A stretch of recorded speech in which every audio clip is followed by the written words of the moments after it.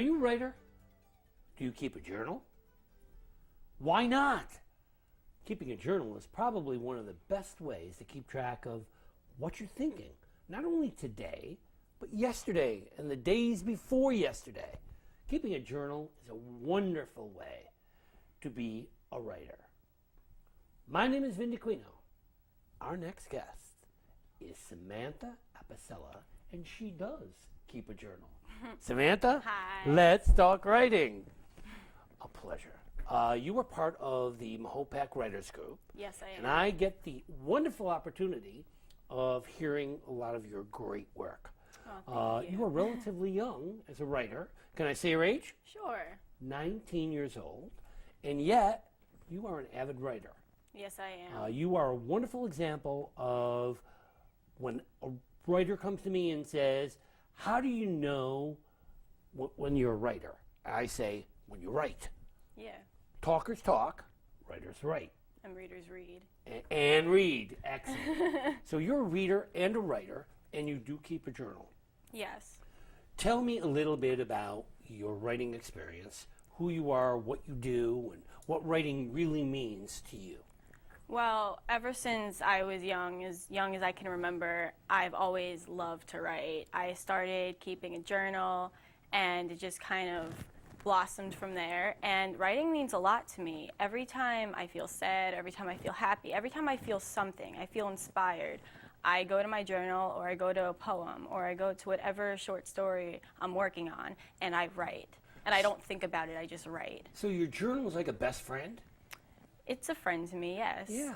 In a way, yes. And sometimes not a friend. Sometimes some of the things you write could be out of anger, could be out of fear. Or... I think it's always, the journal's always there for me, because even when I'm mad or stressed or whatever, all that stress comes out on the pages, and then it gets turned into a beautiful piece of art. As with any other kind of artist, it happens. When I was teaching language arts, and I taught English for a long time, I would ask the children to keep journals. And I'll never forget the time that this one girl, 2 years later, came to me and kissed me on the cheek and said, Mr. Dacquino, thank you so much for saving my relationship with my mother. Wow. And I said, what'd you talk about? She said, by having me do the journal, what happened was I used to fight with my mother all the time. Then when I started keeping a journal, I would argue with the journal instead. And all of the mean things I would have said to my mother, I said to my journal.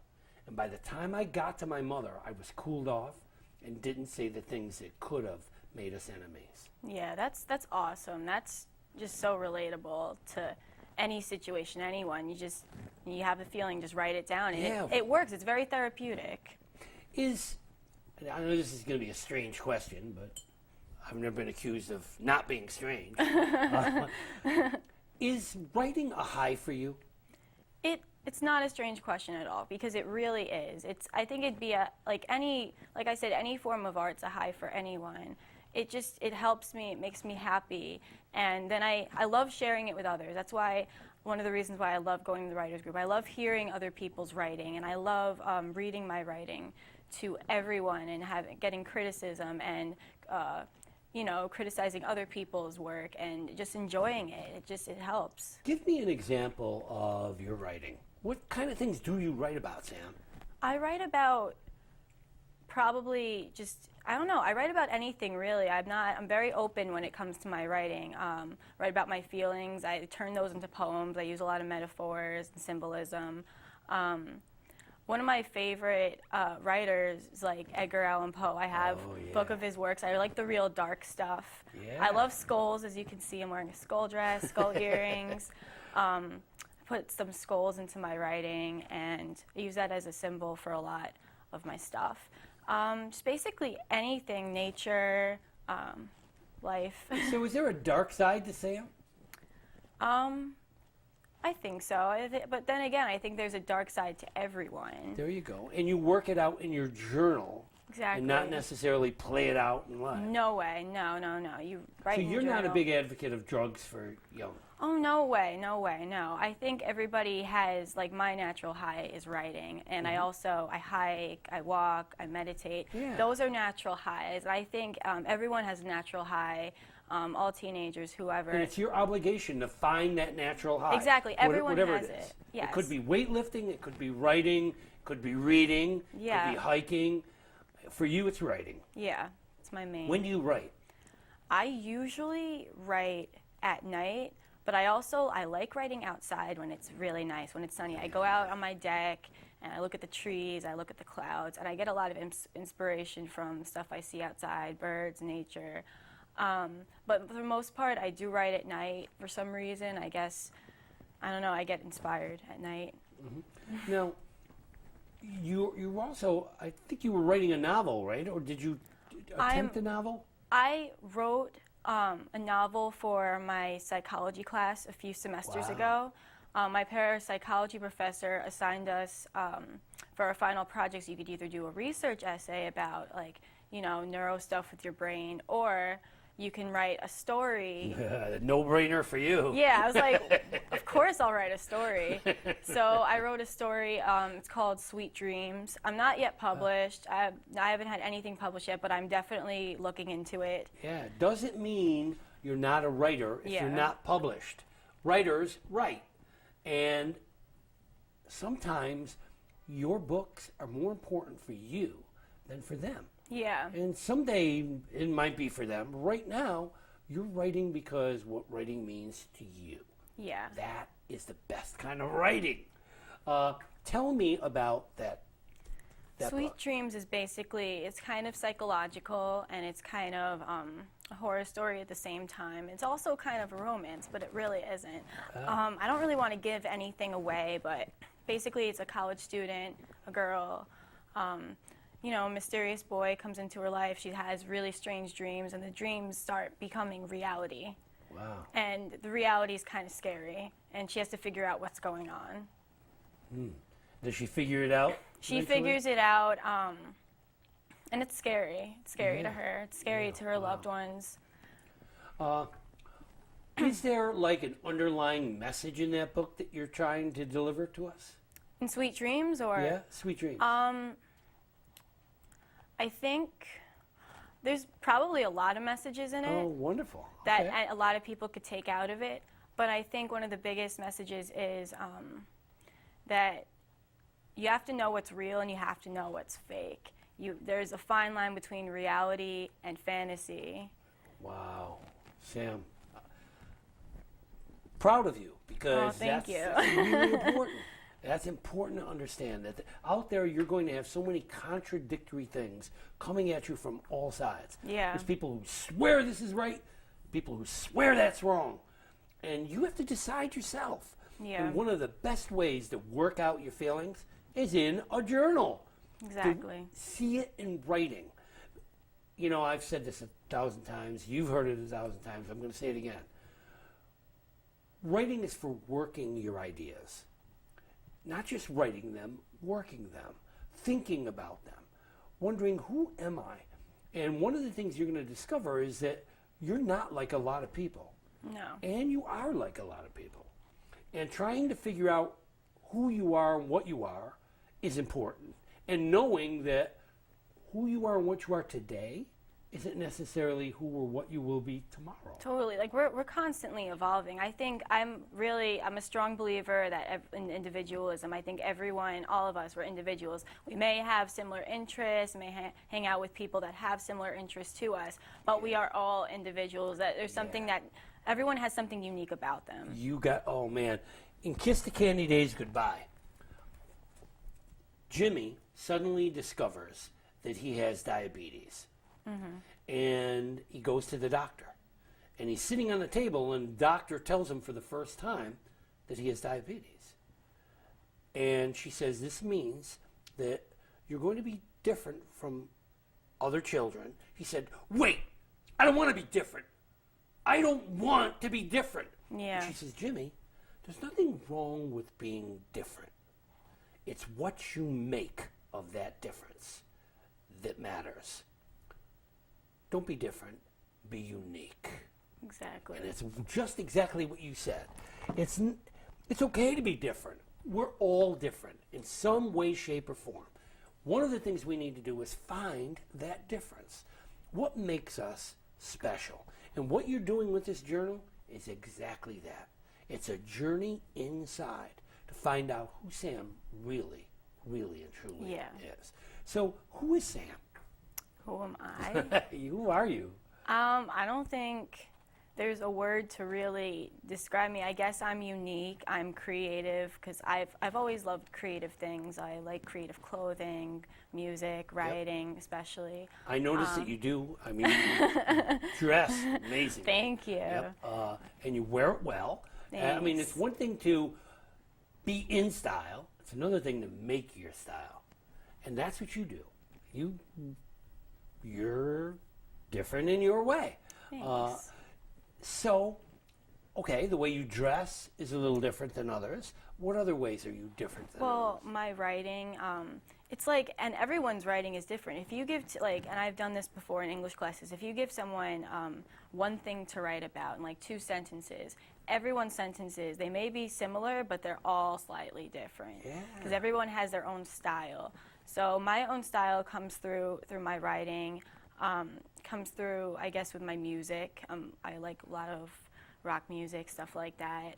Who are your favorite rock musicians? First of all, actually, to tie this into my writing, one of my favorite musicians is Jim Morrison from The Doors, because he was a writer before he did music. He has books of poetry and he's written plays, which I have, and his writing is just so, I guess, it could be interpreted in so many different ways. Like, you don't really know what he's talking about, but that's why it's beautiful, because you don't know what he's talking about, so and you could take your own meaning to what he's saying.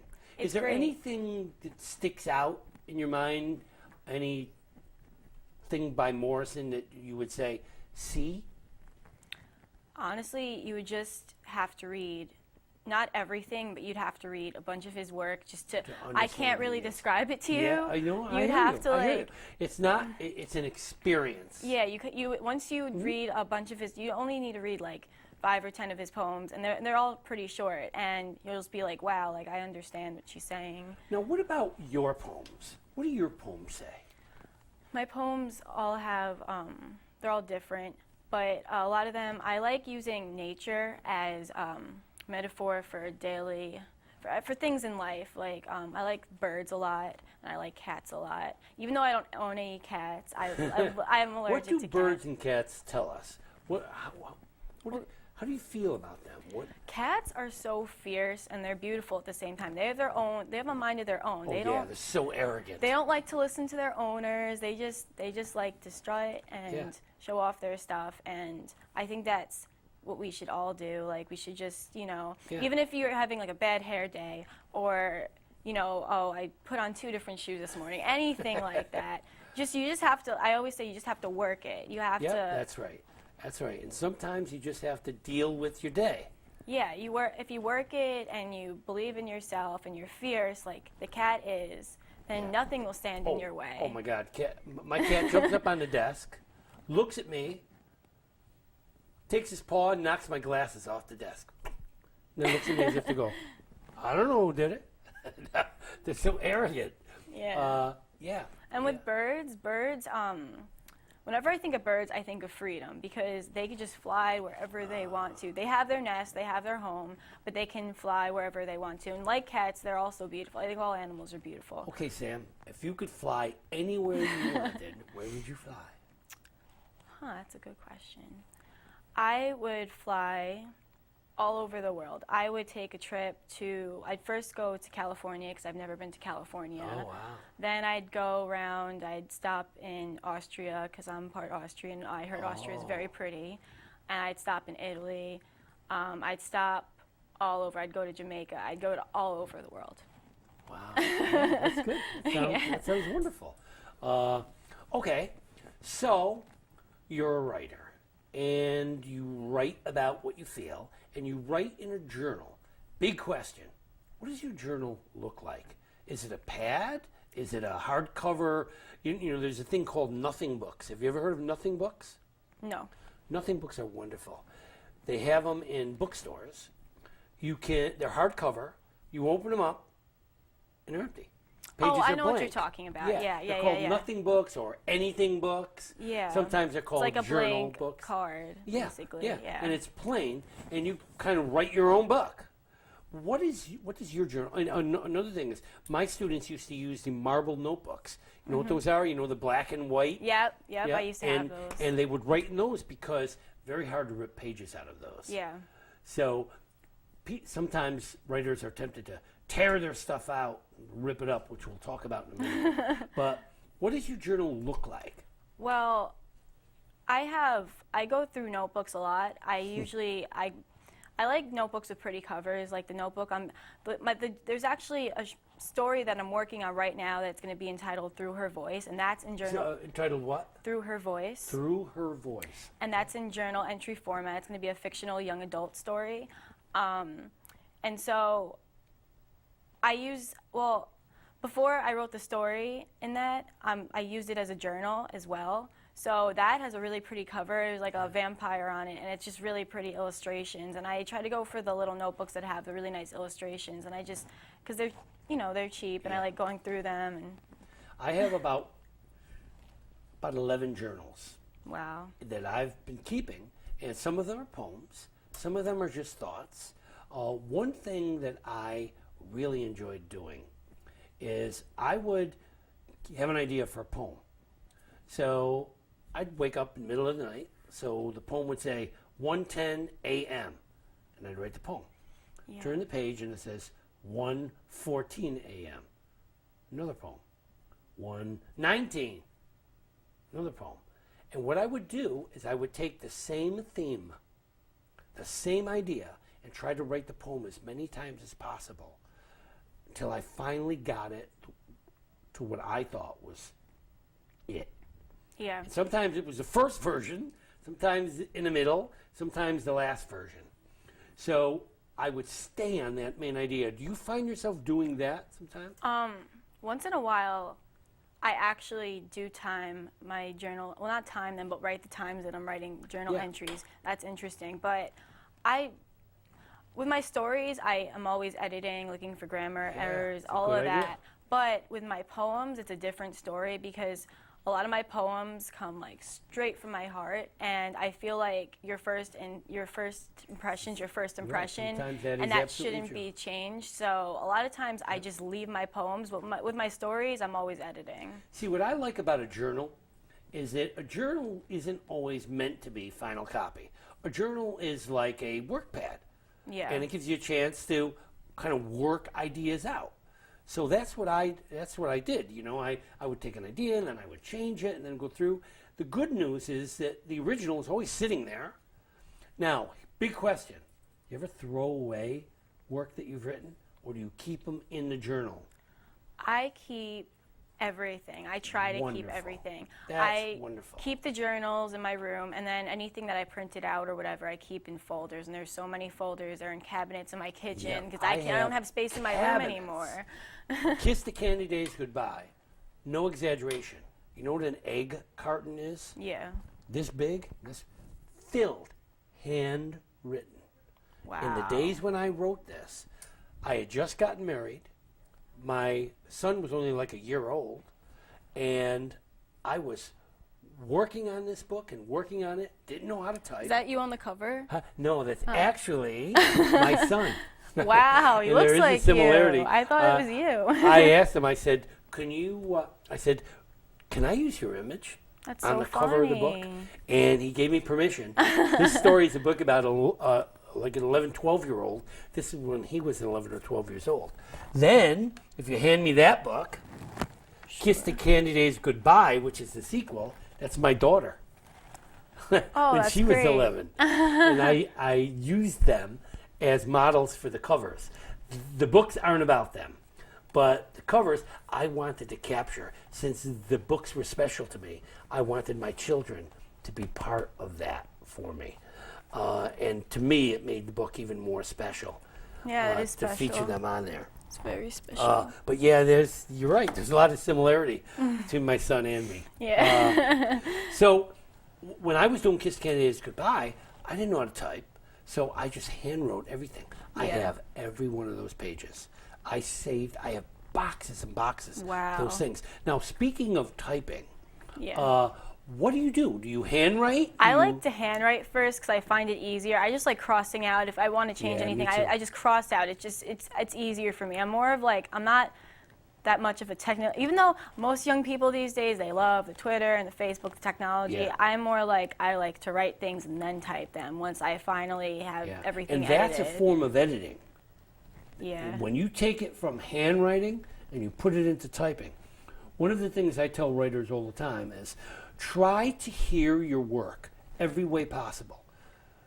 Read it as handwritten, read it typed, read it on the screen. Come to the writer's workshop and have someone read your work so you hear it. Yeah. You read it out loud to the group. Every time you do it in a different way, you hear it differently. Yeah. And it gives you a chance to think about the piece again. Yeah. Do you find yourself making a lot of changes in your work, revising and editing a lot? Yeah, like I'll rework a few paragraphs and stuff like that. But in terms of the story in general, I might change things. Like I always have a general idea in my mind of like what the story is gonna entail and what's gonna happen, and that may change, and I won't write that down, but I'll know that it like changed in my mind. But in terms of writing, I'm not like I'll go back and edit, but I'm not like crazy like, oh my gosh, I need to rework this and do this. And Are you eventually working to get published? yeah, definitely. You I definitely want to get published. I You want to. your I work want out people to read. I want teenagers and other young adults to read my work, and I want them to say, "Hey, like I'm not alone. Like this stuff's relatable." And that's what. That's one of the goals, I guess, in my writing is I want other teenagers to say, "Hey, I relate to this. This makes me feel better." there. Yeah, and you encourage young people to write. Yeah, definitely, and read too, because Yeah. I just think everyone should read. Now, do you think that adult writers are being fair about the books they're writing about young adults? Can you give an example? Yeah, like, some of these older writers who are writing about 19-year-olds, are they the 19-year-olds you know? Well, it depends what age they are, I think. Well, they were all 19 at Yeah, one they were there time. once, but the world's changed quite a Exactly. bit, right? It depends. There's a huge difference between an adult writer who's 40 and an adult writer who's 70. So and a young adult writer who's 19. So when a 19-year-old sees something and a 29, a 39, 49, 99, there's differences in what they see Oh, and definitely. what they know about you. yeah, they grew up during a totally different time Yeah. than now. I mean, You have the world of cell phones and technology that I didn't have. yeah. I mean, when I first started writing, I had a computer. I flipped when we finally were able to have 3 or 4 different fonts. That was like, oh my God, I could actually write this book in 3 or 4 different fonts. Yeah. Now you could write it in 54 different Oh, fonts. there's unlimited amount of Unlimited. fonts. Yeah, there's an unlimited amount of anything if you go online. You can find anything online. It's scary. Today's youth, what are they about? Is it difficult being 19? I think it is, my opinion, because I talk to my mom a lot about when she grew up. My mom grew up in the 80s as a teenager, and back then they had some technology, but obviously not like what we have today. But your mother's pretty hip, isn't she? Oh, my mom's cool. I know your mom, and she's together. She even goes to concerts with you sometimes. is that Yeah, right? why not? But basically, I just think that the morals today are different than the morals in the 80s, and I think people my age don't really care as much, and Is that good or bad, Sam? I think it's bad because, I'm not dissing my generation or anything, but I think that my generation needs to get it together a little bit and, get more involved in what's going on in the world right now and be aware. At least be aware. You don't even have to get involved. Just be aware of what's going on. Don't go out and party every night because that's not helping you. Don't have to believe what I believe, but at least hear me. Yeah. Yeah. They need to just stop, like, they just go out and they party and they don't care. And I think that everyone out there today just needs to wake up and realize everyone has goals. Go out and, like, accomplish your goals. Get the job you want. Don't, like, just sit around, do nothing. And I just think everyone needs to have more motivation, if anything. Wow, you said a lot. Yeah. So you want to capture some of that in some of your books? Oh, definitely. So that you could show what real teenagers should be like? Yeah. Through her voice that I'm writing right now, I'm capturing what I think young adults are like today and their mindset today. I mean, I'm still a young adult, but and that helps because yeah. You're able to see, I see what's going on. what's right and what's wrong about it. Yeah. And some of the mistakes that are being made. Exactly. And so I just want other people, even though it's going to be a young adult novel, I think adults should read this to get into their minds, if they're sons and daughters. You're so right. This book isn't only for teenagers. No. It's for everyone who can understand what some teenagers have to go through day by day. Yeah. Exactly. Sam, what a pleasure. You are exactly what I'm talking about when I say that young adults need to tell their stories. Yeah. Because people have impressions of what they think young adults are. But there's a lot of people out there who are thinking right. They understand what should be remembered and what should be forgotten. Yep. Well, here's my advice to you. Wait for Sam's book, because it's going to be a good one. Thank you for joining us. Thank you for being part of it. Sam. Thank you. Thank you. Thanks. What a pleasure to have you here. It was great. It has been a treat.